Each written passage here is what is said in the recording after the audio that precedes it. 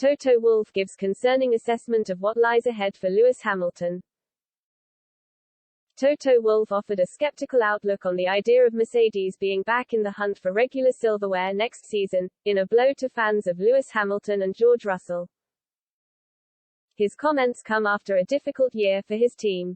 The Silver Arrows came into the season as winners of the previous 8 constructors' titles, but it was clear after only a few races in 2022 that things were not going to go their way this time. Instead, it was Red Bull who were the dominant force. Ferrari matched them in the opening stages of the campaign but soon fell off due to a mixture of engine reliability problems and a swathe of strategy blunders. Fans of Mercedes, and of Hamilton and Russell, were encouraged by their improvement throughout the season. That was illustrated best in Brazil, where they had the fastest cars on the track all weekend and converted that into a surprise 1-2 win, their only race victory of the year. Despite those encouraging signs, Wolff admitted he has a pessimistic view of what his team can achieve in 2023. He told reporters, "I'm never confident, I'm a glass-half-empty guy, and kind of never believe that the job that we're doing is good enough.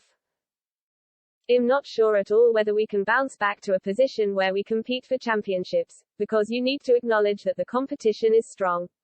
But we will do everything in our power, everything, to set our objectives high and try to reach them."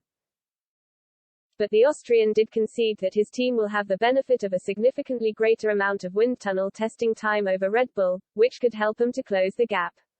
He added, "I think how the aerodynamic regulations are designed, and the penalty they've gotten, it's 25% less wind tunnel and that can have an effect.